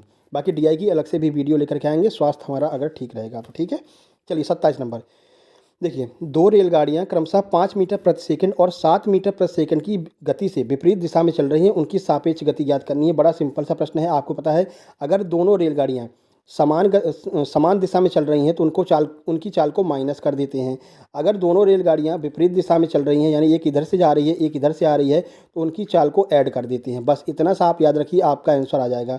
क्या कह रहा है? दो रेलगाड़ियां हैं, 5 मीटर प्रति सेकंड, 7 मीटर प्रति सेकंड ये गति दे रखी है, विपरीत दिशा में चल रही हैं। हमने बताया ना, विपरीत चले तो दोनों को जोड़ दीजिए, आपका आंसर आ जाएगा। और ये प्रीवियस ईयर में पूछा गया है आपके इसी एग्जाम में, जो महिला बाल विकास का है ना। तो 7 और 5 दोनों को जोड़िए, 12। सापेक्ष गति आपकी S1 प्लस S2 यानी स्पीड 1 स्पीड 2 दोनों मिलकर के 7 और 5 12, 12 मीटर प्रति सेकंड। ऑप्शन नंबर ए आपका आंसर हो जाएगा। आगे बढ़िए 28 नंबर देखिए। 28 नंबर थोड़ा सा दिमाग लगाना है इसमें, क्वेश्चन थोड़ा सा अच्छे लेवल का है। यदि दो संख्याओं का एलसीएम और एचसीएफ क्रमशः 12 और 2 है तो इन संख्याओं का मध्यानुपाती ज्ञात कीजिए। अब आपसे संख्या नहीं पूछी है, आपको हमने बताया था ना, अगर आपसे संख्या पूछें यानी 3 चीज़ें दी रहेंगी और एक संख्या आपसे पूछेगा। एक सूत्र होता है, दो संख्याओं का गुणनफल उनके एलसीएम और एचसीएफ के गुणनफल के बराबर होता है। संख्या 1 गुणा संख्या 2 बराबर एलसीएम इंटू एचसीएफ। लेकिन आपसे ये पूछा नहीं है, आपसे ये कहना भैया ये जो संख्या है ना, इनके गुणनफल का मध्यानुपाती आपको बताना है। घुमा दिया है, ठीक है, तो चलिए कर लेते हैं। कितना भी घुमाएं, अपन को तो सॉल्व करने से मतलब है। चलिए सूत्र यही लगाएंगे अपन। क्या लगाएंगे? संख्याओं का गुणनफल, यानी संख्याओं का गुणनफल बराबर एलसीएम इंटू एचसीएफ। तो चलिए पहले संख्याओं का गुणनफल निकाल लेते हैं। तो संख्याओं का गुणनफल जब निकालेंगे तो एलसीएम इंटू एचसीएफ का गुणा कर दीजिए, उनका ये कहना है। तो 12 गुणा 2 हमने किया तो निकल के आ गया 24, यानी कि जो संख्याएं हैं ना उनका गुणनफल 24 आएगा सर। ठीक है, अब इसका मध्यानुपाती निकालना है। मध्यानुपाती का सूत्र क्या होता है? संख्याओं का अगर मध्यानुपाती आपको निकालना है तो जो संख्याओं का गुणनफल निकला है उसी का वर्गमूल ले लीजिए, वही आपका मध्यानुपाती हो जाता है। ठीक है, संख्याओं का गुणनफल क्या निकला था? 12 इंटू 2 बराबर 24। बस 24 का वर्गमूल ले लीजिए, यही आपका आंसर हो जाएगा, यही इसका मध्यानुपाती हो जाएगा। तो जब हम 24 का वर्गमूल लेंगे तो 2√6 निकल के आएगा, 2√6 निकल के आएगा। अब वर्गमूल वगैरह लेना आप जानते ही हैं ना, उसको सॉल्व कराने की इतनी आवश्यकता है नहीं। तो 2√6 आपका बिल्कुल सही आंसर, ऑप्शन नंबर ए आ जाएगा। चलिए बाकी डिटेल में आपको ट्रिक वाली पीडीएफ में, देखिए मैथ की हमने 3 से 4 पीडीएफ आपको दी हैं, ठीक है ना। किसी में ट्रिक दे रखी है, किसी में वन लाइनर दे रखे हैं, और किसी में पूरा प्रैक्टिस सेट दे रखा है, पूरा प्रैक्टिस मैथ का करा रखा है। तो जिन लोगों ने 199 की ली होगी उनको ये सारी पीडीएफ मिली होंगी। चलिए देखिए, साधारण ब्याज की दर ज्ञात कीजिए जिसके लिए 9,000 रुपये की राशि 4 वर्षों में 10,200 रुपये हो जाएगी। सिंपल सा सवाल है लेकिन घुमा करके पूछा है, ऐसा ही आपको निकालना है। ठीक है, चलिए देखते हैं कैसे इसको करेंगे। आइए देखिए, ऑप्शन नंबर बी सही आंसर है। अब इसका सॉल्यूशन भी हमने नहीं दिया है क्योंकि सॉल्यूशन हम कराने वाले हैं। ठीक है, इसका सॉल्यूशन आपको पीडीएफ में नहीं मिलेगा, वो आपको यूट्यूब पर ही देखना पड़ेगा। देखिए एक सूत्र क्या होता है एसआई का? एसआई का सूत्र होता है सर, एसआई बराबर P into R into T upon 100। ये सूत्र आप सबको याद है, बचपन से पढ़ रहे हो। बस सबसे पहले एसआई निकालिए। एसआई क्या होता है? अगर आप मूलधन में से ब्याज ये मिश्र धन को घटा देंगे तो एसआई निकल करके आ जाएगा। तो भैया 10,200 में से 10,200 में से 9,000 को घटा दीजिए, कितना आएगा? 0,0,2 10 में 2 गई 1,200 रुपये। यानी कि ये जो आपकी वो है क्या कहते हैं ब्याज, वो 1,200 रुपये निकल करके आ गई। ठीक है, उसके बाद में पी मतलब कि मूलधन 9,000 रुपये है सर। रेट क्या है? रेट तो आपसे पूछा ही है, कोई दिक्कत नहीं, रेट लिख दीजिए। टाइम क्या है? 4 है, नीचे क्या है? 100 है, काट दीजिए। 0 से 0 गया, 0 से 0 गया, एक 0 से ये वाला भी 0 चला जाएगा सर। ठीक है, 4 से जब हम इसको काटेंगे 120 को तो 4 3 12 30 बार जाएगा। ठीक है, यानी कि अब हमारे सामने क्या आ गया? 30/9। ठीक है, अब इसी को काट दो, 3 दहम 30, 3 त्रिक 9, 10/3% अपना आंसर आ जाएगा, ऑप्शन नंबर बी। आ गया समझ में? ये तो आ ही गया होगा भैया कि इसको भी दोबारा समझाना पड़ेगा। हमने क्या किया, हमने क्या है, मिश्र धन में से जब हमने मूलधन को घटाया तो हमारा ब्याज निकल करके आ गया। कितना आया, 1200 रुपये आ गया सर। हमने इसको यहाँ पर लिख दिया। हमने फिर उसके बाद मूलधन लिखा, क्योंकि PRT अपन 100 निकालना है। मूलधन है सर 9000 रुपये, ठीक है। रेट हमसे पूछा है, समय हमको दे रखा है 4 बटे में 100। काट दीजिए, 0 से 0 गया, 0 से 0 गया, ये 0 गया, 4 से इसको काटा, कितनी बार गया, 30 बार गया। तो अब काट दीजिए, 3 दहम्मा 30 और 3 त्रिक 9, यानी कि 10 बटे 3, जो कि आपका क्या आएगा, 3, 1 मिनट, जो कि आपका अगर ऐसे दिया 10 बटे 3 तो ये तो दा बेस्ट है, और नहीं दिया है तो ये आपका आएगा 3 सही 1 बटे 3%। इस तरह से भी लिखा हुआ मिल सकता है। आ गया समझ में। चलिए आगे बढ़ते हैं। 30 नंबर देखिए। 30 नंबर का प्रश्न है, एक शर्ट का अंकित मूल्य 2000 रुपये है। थोड़ा बड़ा प्रश्न है, देखिएगा। एक शर्ट का अंकित मूल्य यानी कि MP जो है वो 2000 रुपये है सर। 15% की छूट पर बेचा जाता है, लेकिन ऑफ सीजन है। यानी कि देखिए, जो शर्ट है ना, वो शर्ट है बिल्कुल प्योर सूती, लेकिन सीजन चल रहा है सर्दी का। सर्दी में सूती पहना वो तो ठंडी लगेगी ना, लेकिन फिर भी ये सोच रहा है कि दुकानदार कि भैया ये कैसे भी हमारी ये शर्ट निकल जाए, बस जगह घेर रही है। तो उसने क्या किया, पहले 15% की छूट दी, ठीक है। ऑफ सीजन होने के कारण दुकानदार ने 5% की और छूट दे दी। भैया 5% की और छूट ले जा, लेकिन ये शर्ट ले जा मेरी। तो बताइए कि उसका विक्रय मूल्य क्या होगा। आइए सॉल्व कर लेते हैं। देखिए देखिए सॉल्व कीजिए। देखिए 2000 रुपये की चीज़ है, पहले उसने क्या किया, 15% की छूट दी। परसेंट की छूट जब भी दी जाती है 100 में से माइनस कर दीजिए। 100 में से 15 गया, 85 बटे 100 हो जाएगा, ठीक है। उसके बाद उसने और छूट दी, क्या दी, 5% की और छूट दे दी, तो 95 बटे 100 हो जाएगा। 100 में से 5 घटाया, बस काट दीजिए, 1 2, तो 1 2, एक और कट गया, ठीक है। अब क्या करेंगे, 5 से काटो, ये 17 बार जाएगा, ये 2 बार जाएगा, इस 2 से ये खत्म हो जाएगा। 17 का गुणा जब 95 में आप करेंगे, आपका आंसर निकल करके आएगा 1615 रुपये। करके देख लेना है ना, करके देख लेना, ठीक है। इतना तो कर ही सकते हो, करके देख लेना, आंसर यही निकल के आएगा। चलिए भैया, अब 2 मिनट का ब्रेक ले लेते हैं, है ना, उसके बाद कराते हैं। आपका ब्रेक नहीं होगा वो तो हमारे ब्रेक है, मतलब हम वीडियो रोक देते हैं रिकॉर्ड करना, फिर दोबारा चालू कर देते हैं, ठीक है ना। तो आपका बिल्कुल भी समय ख़राब नहीं होगा, है ना। सक्सेस जंक्शन पे आए हैं तो सिलेक्शन लेने के लिए आए, टाइम पास करने के लिए नहीं। अभी यही जो 60 प्रश्न है ना, कोई और कराता तो 6 घंटे में कराता भैया, महामैराथन 6 घंटे की महामैराथन, ठीक है। 12 घंटे की महामैराथन, 100 क्वेश्चन कराया 12 घंटे में, बाकी टाइम पास कर दिया। ये अपना काम नहीं है, ठीक है। आपका समय जितना आपका महत्वपूर्ण है उतना ही हमारा भी महत्वपूर्ण है, ठीक है। चलिए अगला आपका टॉपिक है मैनेजरियल स्किल, जिसे हम प्रबंधकीय कौशल कहते हैं। तो चलिए इसके प्रश्नों को सॉल्व करते हैं जो आपके एग्जाम में छपे मिलेंगे। पहला प्रश्न है, देखिए आपको पता है आपके मैनेजमेंट में पंचवर्षीय योजना से 5 से 6 प्रश्न आएंगे। हालांकि पंचवर्षीय योजना की अलग से हम वीडियो लेकर के आएंगे, टॉप 100 वाली, उसके लिए आपको परेशान नहीं होना है, ठीक है। फिलहाल हम क्वेश्चन सॉल्व कर लेते हैं क्योंकि ब्रह्मास्त्र अपना चल रहा है। चलिए देखिए, किस पंचवर्षीय योजना में परिवार नियोजन कार्यक्रम शुरू किया गया था। तो फैमिली प्लानिंग कार्यक्रम कौन सी पंचवर्षीय योजना में शुरू किया गया था, बताइए। चौथी में, दूसरी में, सातवीं में या फिर पांचवीं में। सही आंसर ऑप्शन नंबर ए हो जाएगा। चौथी पंचवर्षीय योजना के दौरान फैमिली प्लानिंग परिवार नियोजन कार्यक्रम चालू किया गया था, आपको याद रखना है। चलिए आगे बढ़ते हैं, अगला देखते हैं। क्वेश्चन नंबर 32 देखिए। क्वेश्चन नंबर 32 है, किस प्रकार का नेतृत्व केवल एक व्यक्ति पर केंद्रित रहता है। अब इसको अच्छे से समझाएंगे। मैनेजमेंट में आपको समझाना जरूरी रहता है, क्योंकि मैनेजमेंट आप पहली बार पढ़ रहे हैं ना, फिर ये बोरिंग लगने लगेगा समझाएंगे नहीं तो किस प्रकार का नेतृत्व केवल एक व्यक्ति पर केंद्रित रहता है। चलिए देखें, आंसर तो आप लगा ही लेंगे क्योंकि हमने ऑलरेडी करा रखा है ये प्रश्न। देखिए, लोकतांत्रिक नेतृत्व, निरंकुश नेतृत्व, हस्तक्षेप नेतृत्व या फिर कोई नहीं। आइए आंसर देखें फिर समझाते हैं। सही आंसर ऑप्शन नंबर बी, जो निरंकुश नेतृत्व होता है वो केवल एक व्यक्ति के द्वारा होता है। यानी कि मान लीजिए ये हिटलर है, हिटलर आपने बता रखा था ना हमने हिटलर को, हिटलर की मूछें थी कि नहीं थी, हाँ थी, वो छोटी वाली मूछें, ठीक है ना। ये हिटलर है, ठीक है। हिटलर निरंकुश शासक था, ठीक है ना। क्यों? क्योंकि वो अपनी बात ही करवाता था, जो मैं बोल रहा हूँ केवल आप वही करेंगे, इसके अलावा कुछ और करते हैं तो भाई फांसी पर टांग देंगे, सूली पर चढ़ा देंगे। तो एक ही व्यक्ति के इर्द गिर्द सारी चीज़ें घूम रही थी इटली की, इसलिए इसको हमने क्या कहा था, निरंकुश नेता कहा था। तो इसी को हम निरंकुश नेतृत्व कहते हैं। यानी कि केवल एक व्यक्ति पर जहाँ पर भी व्यवस्था केंद्रित हो जाती है, केवल एक व्यक्ति कंट्रोल करता है, उसको हम निरंकुश नेतृत्व कहते हैं। आ गया ना समझ में। चलिए आगे बढ़ते हैं। अगर वीडियो पसंद आ रही हो, समझाने का तरीका पसंद आ रहा हो, तो वीडियो को लाइक करके कमेंट बॉक्स में कमेंट कीजिएगा, ठीक है। ये क्या कर रहा है सर, ओम नमः शिवाय कथा सुना रहे हो क्या नहीं यार, वो फ्लो होता है ना, फ्लो होता है, फ्लो बना रहता है, फ्लो बना रहना भी चाहिए, ठीक है ना। ये अपने आप हमारे अंदर ऊर्जा देता है आपको पढ़ाने के लिए, ठीक है ना। मज़ा लेकर के पढ़ना है, ऐसा नहीं, मुस्कान रहनी चाहिए क्लास आपके चेहरे पर पूरी क्लास में, है ना। हाँ ये नहीं, ये क्या पीके के कान बना दिए चलो हटा। चलिए देखते हैं नंबर 33 नंबर है, भारत की कौन सी पंचवर्षीय योजना तीव्र औद्योगिकीकरण पर आधारित थी। यानी कि तीव्र औद्योगिकीकरण और समृद्धि प्रक्रिया पर केंद्रित थी। कौन सी पंचवर्षीय योजना? जिसमें औद्योगिक पर भी जोर दिया गया, ठीक है, और भारत की समृद्धि पर भी जोर दिया गया। कौन सी पंचवर्षीय योजना थी? पहली पंचवर्षीय योजना नहीं, इस पर तो केवल कृषि पर ध्यान दिया था हमने। दूसरी पंचवर्षीय योजना, इसमें तो केवल उद्योग पर हमने ध्यान दिया था। तो तीसरी पंचवर्षीय योजना फिर चौथी पंचवर्षीय योजना? सही आंसर ऑप्शन नंबर बी, दूसरी पंचवर्षीय योजना आ जाएगा, जिसमें हमने औद्योगिकरण, है ना, इसमें क्या किया था हमने? उद्योगों पर जोर दिया था, ठीक है। तो यही यही आपका आंसर होगा।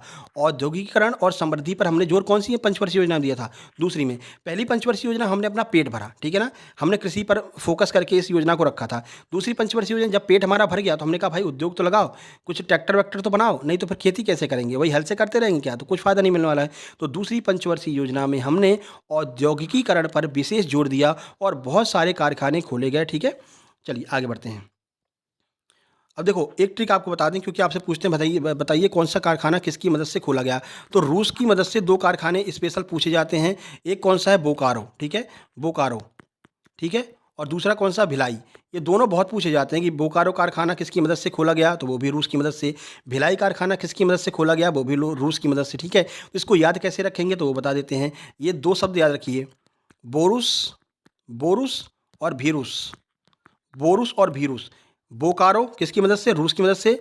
भिलाई किसकी मदद से? रूस की मदद से। तो बोरुस और भीरुस अगर आप याद रखेंगे तो आपको याद रखा, बोकारो कारखाना रूस की मदद से, भिलाई कारखाना रूस की मदद से। और ज़्यादातर जब कारखाने पूछे जाते हैं तो मान के चलिए कि 85% ये दोनों कारखाने ही पूछे जाते हैं, भिलाई और बोकारो। तो याद रखना दोनों रूस की मदद से बनाए गए थे, ठीक है। आगे बढ़ते हैं, इसका आंसर ऑप्शन नंबर बी हो जाएगा। चलिए चौथे, बीच बीच में ट्रिक भी आपको हम देते रहेंगे, है ना, परेशान मत होइए, सब कुछ मिलेगा आपको। चलिए 34, किसी जानकारी को संचार माध्यम पर भेजने की दर क्या कहलाती है? यानी कोई भी जानकारी, जैसे कि आपने व्हाट्सएप पर कोई वीडियो अपलोड की, अपने दोस्त को भेज रहे हो, ठीक है, ये दोस्त है आपका, ये आप हैं, ठीक है, और आप गुस्से में हैं और कोई फोटो अपने दोस्त के पास में भेज रहे हैं, दोस्त ने कुछ गड़बड़ कर दिया है, आपकी फोटो वायरल कर दी है, आप अपने दोस्त को भेजते हो, दोस्त कहता है भाई कौन सी फोटो है, तुम मेरा नाम लगा रहे हो। तो आपने क्या किया, अपनी फोटो सेंड की किसके पास में? दोस्त के पास में। तो जिस स्पीड से जा रही है, ऊपर स्पीड चलती रहती है भैया, इस स्पीड से जा रही है, 1 kbps से चल रही है, 2 kbps से चल रही है, तो बस यही पूछ रहे हैं कि इस स्पीड को हम क्या कहते हैं, यानी कि जानकारी को भेजने वाली जो स्पीड होती है उस स्पीड को हम क्या कहते हैं, उसकी दर को हम क्या कहते हैं? नैनो रेट कहते हैं, पिक्सल रेट कहते हैं, ये तो कैमरे का होता है, ठीक है, बिट रेट कहते हैं या फिर बॉड रेट कहते हैं। सही आंसर आपका ऑप्शन नंबर सी हो जाएगा, इसको हम बिट रेट कहते हैं। अभी भी आप वीडियो देख रहे होंगे तो ऊपर आपकी 1 Mbps 2 kbps चल रही होगी, इसी को हम क्या कहते हैं? बिट रेट कहते हैं। ध्यान रखना, ऊपर की साइड होगी, देखो कोने पर यहाँ पर चल रही होगी स्पीड, है ना, इसी को हम बिट रेट कहते हैं। चलिए 35 देखिए, सामुदायिक जुड़ाव के संदर्भ में पीटीए का फुल फॉर्म क्या होता है? कुल मिलाकर के सामुदायिक जुड़ाव तो फालतू में लगा दिया, आपसे पूछा है पीटीए का फुल फॉर्म क्या होता है? पेरेंट्स टीचर मीटिंग, ये तो पीटीएम का फुल फॉर्म होता है, पीटीएम भी ध्यान रखिएगा, पीटीएम का full form parents teacher meeting होता है। पीयर टीचर एक्ट या फिर पेरेंट्स टीचर एसोसिएशन, या फिर इनमें से कोई नहीं।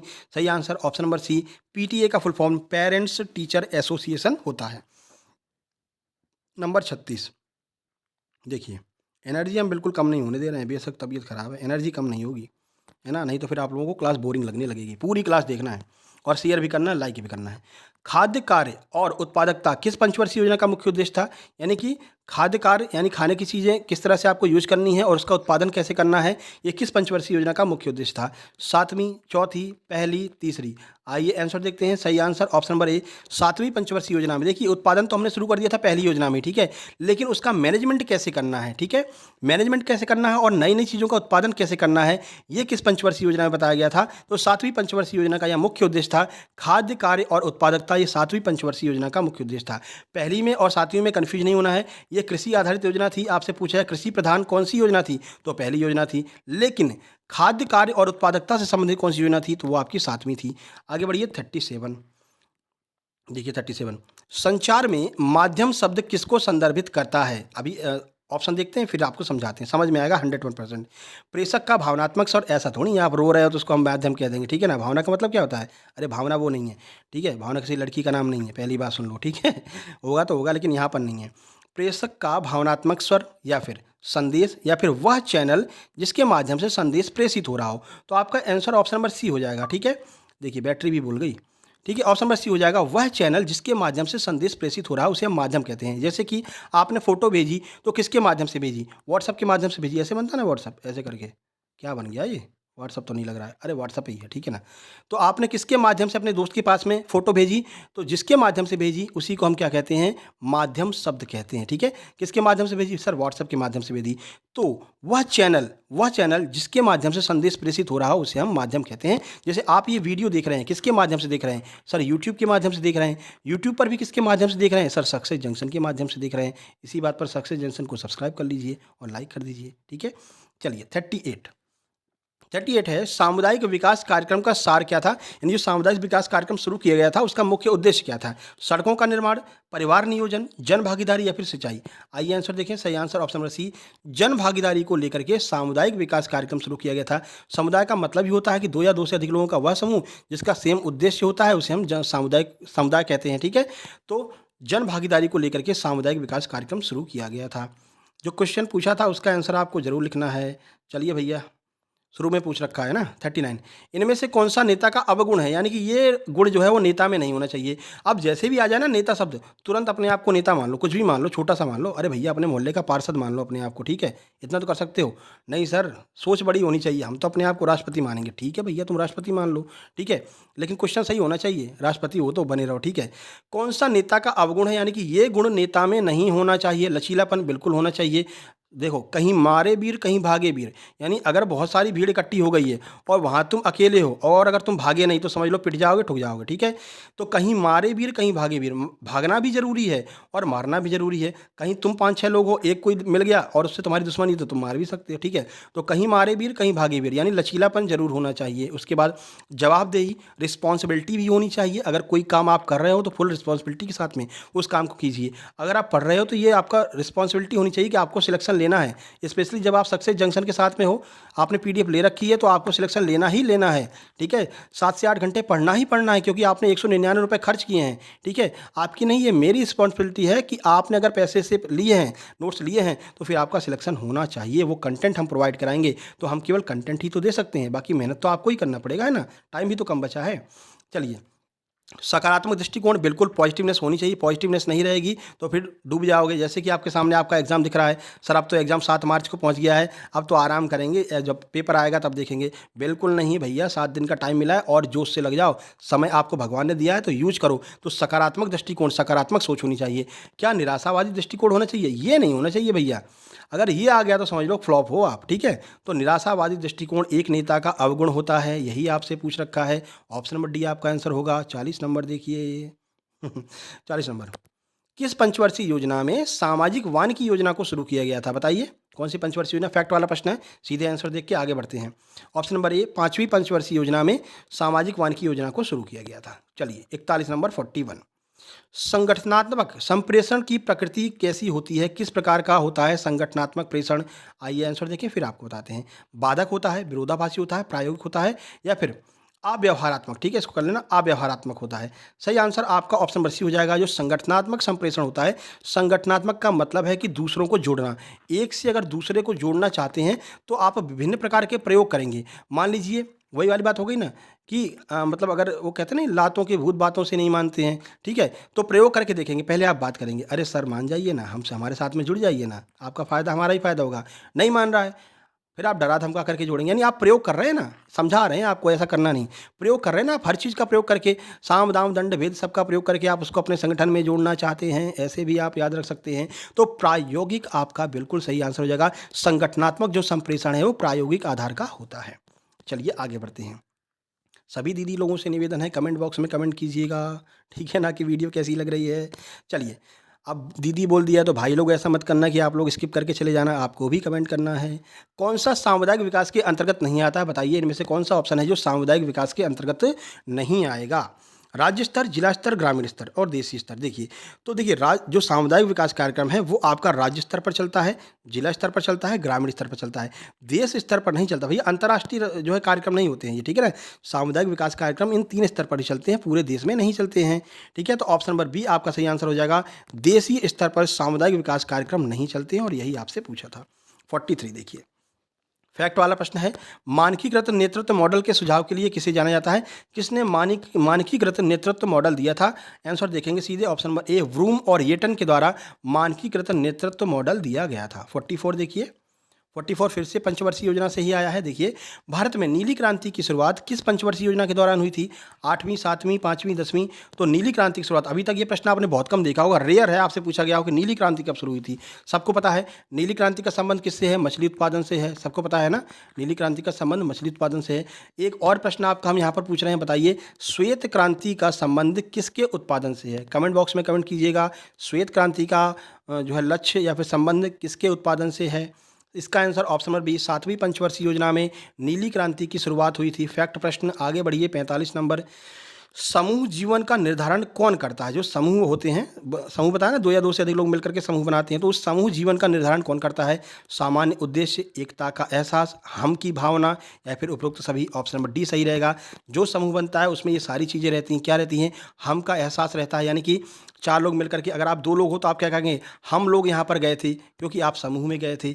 उसके बाद में एकता का एहसास, हम, अगर आपने हम शब्द लिख दिया ना, तो ये अपने आप एकता को दर्शा रहा है, ठीक है। हम सब भाई बहन, एकता है दोनों में, सब में एकता है। सामान्य उद्देश्य, सबका एक उद्देश्य होता है। अगर खाना खाने जा रहे हैं तो सारे लोग खाना खाने ही जा रहे हैं। ऑफिस जा रहे हैं तो सारे लोग ऑफिस में एक काम करने ही जा रहे हैं। तो जो समूह होता है उसका सामान्य उद्देश्य होता है, एकता का एहसास होता है, और हम की भावना होती है, उसी को हम समूह कहते हैं। ऑप्शन नंबर डी आपका सही हो जाएगा। आगे बढ़िए, यहाँ से शुरू होता है आपका बालक विकास एवं देखभाल, यानी कि चाइल्ड डेवलपमेंट। चलिए शुरू करते हैं। संज्ञानात्मक विकास का क्या अर्थ है? कई बार आपको बता रखा है, जहाँ पर भी संज्ञानात्मक शब्द आए समझ लेना ये दिमाग से संबंधित है, यानी कि मानव के मस्तिष्क से संबंधित है। दिमाग क होता है कि दिमाग होता है? दिमाग होता है सर, का नहीं होता है, ठीक है। तो चलिए देखते हैं दिमाग से संबंधित कौन सा ऑप्शन है। बुद्धि का विकास, बच्चों का विकास, व्यक्तिगत विकास, कौशल विकास। खुद आप आंसर लगा देंगे कौन सा ऐसा आंसर है जो दिमाग से संबंधित है। तो सही आंसर आपका ऑप्शन नंबर ए हो जाएगा। जो बुद्धि का विकास है वही सर संज्ञानात्मक विकास से संबंधित रहेगा। आगे बढ़िए, अगला प्रश्न है 47, सृजनात्मकता यानी क्रिएटिविटी की विशेषताएं क्या होंगी? बताइए कौन सा होगा सृजनात्मकता की विशेषता क्या होगी? सृजन, हाँ ये तो होगा ही होगा। प्रक्रिया, लक्ष्य निर्देश, या फिर सभी।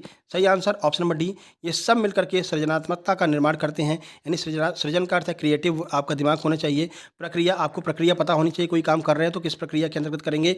आपका एक लक्ष्य भी होना चाहिए, यानी उपरोक्त सभी आपका आंसर होगा। 48, एक दृष्टिबाधित वाले विद्यार्थी के लिए निम्न में से कौन सी सामग्री लाभदायक नहीं होगी? ठीक है, एक ऐसा विद्यार्थी जिसको दिखाई नहीं देता, बताइए कौन सी जो सामग्री है वो लाभदायक नहीं होगी? स्पर्शी ग्लोब, यानी कि छू करके एहसास करने वाला ग्लोब, ये तो सही रहेगा, ठीक है ना। इसी की मदद से तो बालक सीख पाएगा। हाँ, इसको छू करके देखेगा, वहाँ पर उभरे रहते हैं, अमेरिका उभरा है, इंडिया उभरा है, ठीक है, तो ये तो जरूरी है। ब्रेल लिपि की पुस्तक, बिना ब्रेल लिपि की पुस्तक के बालक पढ़ ही नहीं पाएगा अगर दृष्टिबाधित है तो। ऑप्शन नंबर सी है छोटे अक्षर वाली पुस्तक। नहीं सर, छोटे अक्षर वाली पुस्तक अगर आप उसको दे देंगे, ऑलरेडी उसको दिखाई नहीं दे रहा है, और छोटे अक्षर वाली पुस्तक है तो और भी नहीं दिखाई देगा। और यही आपसे पूछा था कौन सा लाभदायक नहीं रहेगा, तो छोटे अक्षर वाली पुस्तक उसके लिए लाभदायक नहीं रहेगी। 49 देखिए, समझाएंगे, परेशान नहीं होना, ठीक है। बच्चों के प्राथमिक वर्षों में विकास का क्रम कैसा होता है? यानी जब शुरुआती टाइम होता है बच्चों का, बच्चे पढ़ने जा रहे हैं शुरू में एलकेजी यूकेजी में, तो उनका विकास का क्रम कैसा होगा? सरल से जटिल की ओर, अमूर्त से मूर्त की ओर, विशिष्ट से सामान्य की ओर, या फिर सभी। सही आंसर आपका ऑप्शन नंबर ए हो जाएगा, सरल से जटिल की ओर। कोई छोटा सा बालक है, ठीक है, कोई छोटा सा बालक है, मान लीजिए ये बालक है, मुस्कुरा रहा है, छुट्टियाँ निकाल दी है, ये बालक है, ठीक है। अब ये आपके यहाँ पढ़ने आया पढ़ने। अब आपने पहले कठिन चीज़ें सिखाना शुरू कर दी, कठिन से सरल की ओर ले जाएंगे क्या? गलत है, कठिन से सरल की ओर नहीं जाते हैं, पहले सरल चीज़ें सिखाते हैं, फिर धीरे धीरे। पहले क्या सिखाते हैं? पहले जोड़ घटाना गुणा भाग सिखाते हैं, उसके बाद में आप बॉड मास सिखाते हैं, ठीक है ना। उसके बाद में इसका यूज़ कहाँ पर होगा सिखाते हैं। तो सरल से जटिल की ओर हम बढ़ते हैं, ठीक है। ऑप्शन नंबर ए आपका सही आंसर हो जाएगा। नंबर 50 देखिए, 50 लगने वाली हो गई अपनी। अधिगम असमर्थ वाले बच्चे अधिगम कैसे, मतलब जो अधिगम में असमर्थ होते हैं वो बच्चे अधिकतम कैसे होते हैं? ठीक है ना, जिनने पढ़ाई लिखाई नहीं की है वो आगे कैसे होंगे? बताइए, आक्रामक होंगे, संगठित होंगे, संगत होंगे, या फिर निम्न उपलब्धि वाले होंगे? तो सही आंसर ऑप्शन नंबर डी हो जाएगा, उन निम्न उपलब्धि वाले होंगे, यानी कि वो आगे चल करके जीवन में सफल नहीं होने वाले हैं जिन्होंने पढ़ाई नहीं की। ये सीधी सीधी बात है, ठीक है। तो आप लोग भी अपने बच्चों को जरूर पढ़ाइए, 2 रोटी कम खाइए लेकिन बच्चों को जरूर पढ़ाइए, ठीक है ना, क्योंकि जिससे कि आगे वो अच्छी उपलब्धि हासिल कर सके, ना कि निम्न उपलब्धि। तो ऑप्शन नंबर डी आपका आंसर हो जाएगा। 51, बालक के बौद्धिक विकास से क्या तात्पर्य है? यानी बालक का जो बौद्धिक विकास, जो दिमाग का विकास है, उससे क्या तात्पर्य है? समझ विकसित होना चाहिए, कल्पना विकसित होनी चाहिए, तर्क विकसित होना चाहिए, उपरोक्त सभी। सारे ऑप्शन पॉजिटिव हैं। सही आंसर ऑप्शन नंबर डी हो जाएगा, यानी कि उपरोक्त सभी, ठीक है। चलिए, ये सारी चीज़ें विकसित होंगी तभी हम कहेंगे हाँ भाई उसका बालक तो बौद्धिक विकास बहुत तेज है, उसका बहुत तेज है उसका बालक, ठीक है। चलिए 52 नंबर देखते हैं। बच्चा किस अवस्था में परिवार के सदस्यों को पहचानता है और उनकी नकल करना सीखता है? कौन सी अवस्था में बच्चा परिवार के सदस्यों को पहचानने लगता है और उनकी नकल करने लगता है? बेटा बोलो पापा, बेटा बोलो मम्मा। कौन सी अवस्था होती है? शैशवावस्था, बाल्यावस्था, वयस्कावस्था, प्रसव पूर्वावस्था। सही आंसर ऑप्शन नंबर ए शैशवावस्था होती है, जो 2 साल की अवस्था होती है उसे हम शैशवावस्था कहते हैं। इस कंडीशन में बालक परिवार के सदस्यों को पहचानने लगता है, पापा मम्मी दादा दादी बोलने लगता है। ठीक है, और जो आप कर रहे हैं, अगर आप ऊपर ऐसे हाथ जोड़ कर बोल रहे हैं बेटा राधे राधे बोलो हाथ जोड़ करके, तो वो क्या करेगा? राधे राधे बोलेगा। ठीक है, बेटा पापा बोलो, बेटा मम्मा बोलो, तो बोलता है। कैसी अवस्था होती है? शैशवावस्था में। ठीक है, आगे बढ़िए, अगला प्रश्न 53। निम्नलिखित में से कौन से कारक बच्चों के निराश्रित होने में योगदान दे सकते हैं? यानी कि जो बच्चे निराश्रित करते हैं, जिनके ऊपर किसी का आश्रय नहीं रहता, उसे हम निराश्रित कहते हैं। तो कौन सा ऐसा ऑप्शन है जो बच्चों को निराश्रित कर सकता है? परिवार का समर्थन मिलेगा तो काहे का निराश्रित? फिर तो परिवार में ही है। गरीबी और उपेक्षा, भौतिक वातावरण, आनुवंशिक कारण। आनुवंशिक कोई कारण नहीं होता है बच्चों को निराश्रित होने का, और भौतिक वातावरण भी कोई कारण नहीं होता। सही आंसर ऑप्शन नंबर बी, यानी कि गरीबी और उपेक्षा। अगर गरीबी है उनके घर में, पैसा नहीं है, खाने को पैसा नहीं है, तो और उपेक्षा यानी कि वो लोग चाहते भी नहीं हैं, तो बालक को बाहर निकाल देंगे और बालक निराश्रित हो जाएगा। आपने अनाथ बालक बहुत सारे देखे होंगे, अनाथालय बहुत सारे खुले हैं। 2 ही कंडीशन होती है, या तो वो गरीब होते हैं या उनकी उपेक्षा कर दी जाती है, उनको छोड़ दिया जाता है, तभी वो अनाथालय में जाते हैं। इन्हीं को हम निराश्रित कहते हैं। चलिए नंबर 54 देखिए। बाल्यावस्था और प्रौढ़ावस्था के बीच की अवस्था क्या होती है? यानी जो बालक होता है, ये रहा बालक और ये रहा प्रौढ़ व्यक्ति, इसके बीच की अवस्था। प्रौढ़ का मतलब जानते हैं? जब आप 30 प्लस हो जाते हैं तो प्रौढ़ावस्था में आ जाते हैं। और बालक तो आप जानते हैं बचपन से लेकर के 10 साल का बालक होता है। इसके बीच की अवस्था क्या कहलाती है, ये आपसे पूछ रहे हैं। लड़कपन कहते हैं, शैशवावस्था कहते हैं, किशोरावस्था या फिर वयस्क। सही आंसर हो जाएगा ऑप्शन नंबर सी, इस अवस्था को हम किशोरावस्था कहते हैं। ठीक है, और इस अवस्था में बालक विद्रोही हो जाता है। बालक मतलब कि अपने मम्मी पापा उसको दुश्मन लगने लगते हैं। ठीक है ना, सबके साथ में ये कंडीशन होती है। ठीक है, लेकिन हर किसी के साथ में नहीं होती है। अगर आप बच्चों को प्यार देंगे, आईआईटी बाबा के बारे में आपने जान रखा होगा, सुन रखा होगा सब कुछ। ठीक है ना, अगर उनको उनके पिताजी ने प्यार दिया होता, लड़ाई झगड़ा नहीं किया होता घर में, तो आज वो अपने पिताजी के साथ में होते, हंसी खुशी होते। ठीक है ना, लेकिन उनके सामने ऐसी कंडीशंस आई, इस चीज़ों को उन्होंने देखा कि बाद में उनको ये सब मतलब बेकार लगने लगा, माता पिता अपने बेकार लगने लगे। ठीक है ना, तो आपको देखना है, कभी बच्चों को डराना धमकाना नहीं है, बच्चों को हमेशा प्यार देना है। ठीक है, तो वो ज़िंदगी भर, अगर आपने शुरू से 18 वर्ष तक उनको प्यार दे दिया, तो समझ के चलिए ज़िंदगी भर वो आपको प्यार देंगे। ठीक है ना, चलिए आगे बढ़ते हैं। 55 देखिए, यही बिगड़ने की उम्र होती है और यही बनने की उम्र होती है। बच्चों को आप प्यार देंगे तो बच्चे बाद में आपको प्यार देंगे। 55, किस वर्ष सरकार ने विकलांग बच्चों के लिए एकीकरण शिक्षा योजना शुरू की थी? फैक्ट वाला प्रश्न है, विकलांग बच्चों के लिए एकीकरण शिक्षा योजना कब शुरू की गई? तो सही आंसर आप देखते हैं सीधे ऑप्शन नंबर बी, 1974 में विकलांग बच्चों के लिए एकीकरण शिक्षा योजना शुरू की गई। आगे बढ़िए, अगला प्रश्न। लगातार 1 घंटे बोलना मुश्किल हो जाता है भैया टाइफाइड जैसी कंडीशन में। 2 वर्ष से 6 वर्ष तक की अवस्था का क्या कहलाती है? यानी अगर 2 से लेकर के 6 वर्ष तक की अवस्था है, उसको हम क्या कहेंगे? शैशवावस्था कहेंगे, प्रारंभिक बाल्यावस्था कहेंगे, मध्य बाल्यावस्था या फिर किशोरावस्था? सही आंसर ऑप्शन नंबर बी, प्रारंभिक बाल्यावस्था कहेंगे। ठीक है ना, शैशवावस्था बताया ना अभी हमने आपको, 2 वर्ष तक की जो अवस्था होती है हम शैशवा कहते हैं, तो 2 से 6 वर्ष तक की जो अवस्था होगी उसे हम प्रारंभिक बाल्यावस्था कहेंगे। एड्स क्या होता है? टीएमवी है एड्स, या फिर जीवाणु जनित रोग है, कैंसर है एड्स, या फिर विषाणु से उत्पन्न रोग है? सबको पता है एड्स किसकी वजह से होता है? वायरस की वजह से होता है। एचआईवी वायरस होता है जिसकी वजह से एड्स होता है। ऑप्शन नंबर सी आपका आंसर होगा। 58 देखिए भाई, निम्न में से किस अवस्था में शारीरिक विकास की दर सबसे धीमी होती है? मम्मी पापा बहुत परेशान हो जाते हैं कि बच्चे का विकास क्यों नहीं हो रहा है। कैसी और कौन सी ऐसी अवस्था होती है? पहले भी आपको बता रखा है, किशोरावस्था, बाल्यावस्था, शैशवावस्था या फिर भ्रूणीय अवस्था। सही आंसर ऑप्शन नंबर बी, बाल्यावस्था।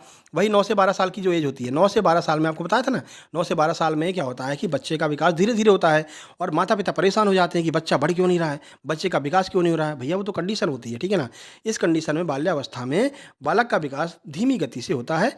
ऑप्शन नंबर बी आपका आंसर होगा। 59, अंतर्राष्ट्रीय एड्स दिवस कब मनाया जाता है? एक आपका दिवस वाला प्रश्न आएगा। 1 नवंबर, 1 दिसंबर, 11 नवंबर, 11 दिसंबर। आइए आंसर देखें। सही आंसर ऑप्शन नंबर बी, 1 दिसंबर को अंतर्राष्ट्रीय एड्स दिवस मनाया जाता है। 60 नंबर प्रश्न, जो कि आखिरी प्रश्न होगा आपका। निम्न में से किसे गिरोह की आयु भी कहा जाता है? प्रारंभिक बाल्यावस्था, किशोरावस्था, उत्तर बाल्यावस्था या फिर कोई नहीं? सही आंसर ऑप्शन नंबर सी, 6 से 12 वर्ष तक की जो अवस्था होती है उसे हम क्या कहते हैं? गिरोह की आयु कहते हैं। इसमें बालक अपनी गैंग बना लेता है। गैंग का मतलब ये नहीं कि डाकू बन जाता है, मतलब अपने दोस्त यार बना लेता है। ठीक है ना, और अपने गिरोह के साथ में रहता है। ठीक है, क्लास में बोलते हैं ये भैया इसका गिरोह है, इसका नेता ये है। ठीक है, तो गिरोह की आयु किसे कहते हैं? उत्तर बाल्यावस्था, जो कि 6 से 12 वर्ष तक की अवस्था होती है, उसे हम गिरोह की आयु कहते हैं। इस तरह से आज का आपका ब्रह्मास्त्र नंबर 1 समाप्त होता है। कमेंट बॉक्स में कमेंट कीजिए कि कितने नंबर आपके आए हैं। ब्रह्मास्त्र 1 आपका समाप्त होता है। इसी तरह से आपको 8 मान के चलिए 14 ब्रह्मास्त्र आपको मिलने वाले हैं। लेकिन ये ब्रह्मास्त्र की पीडीएफ केवल उन लोगों को दी जाएगी जिन लोगों ने 199 की पीडीएफ ले रखी होगी, या फिर 129 की पीडीएफ ले रखी होगी, या फिर पुराने ऐसे विद्यार्थी जिन लोगों ने 128 की पहले ले रखी है, उन्होंने 49 रुपये का प्रैक्टिस सेट ले रखा है, उनको ही ये पीडीएफ दी जाएगी। बाकी 128 वाले पीडीएफ की मांग ना करें, ठीक है। व्हाट्सएप नंबर ये दिया गया है, आप अपनी पीडीएफ मंगा सकते हैं 7052547003 पर। नीचे टेलीग्राम चैनल की लिंक दी गई है, टेलीग्राम चैनल को जरूर ज्वाइन कर लेना। वहाँ पर हम जो महत्वपूर्ण अपडेट होती है वो डालते रहते हैं। जैसे आज हमने बता दिया था सिल्वर प्ले बटन आने वाला है, क्लास आपकी 2:30 से 3 बजे के बाद में भी हो सकती है, ठीक है, बता रखा था। अब जो लोग आकर के विजिट कर रहे होंगे तो दिक्कत है, टेलीग्राम चैनल ज्वाइन कर लिया होता तो पहले ही आपको पता चल गया होता, ठीक है ना। तो चलिए क्लास समाप्त करते हैं। वीडियो को लाइक शेयर कर देना और चैनल को सब्सक्राइब कर लेना। मिलते हैं एक नई वीडियो में। कल आपका ब्रह्मास्त्र 2 आएगा और अगर हमारा स्वास्थ्य सही रहा तो टॉप 100 की भी एक वीडियो आ जाएगी। चलिए मिलते हैं नेक्स्ट वीडियो में, तब तक के लिए नमस्कार, धन्यवाद।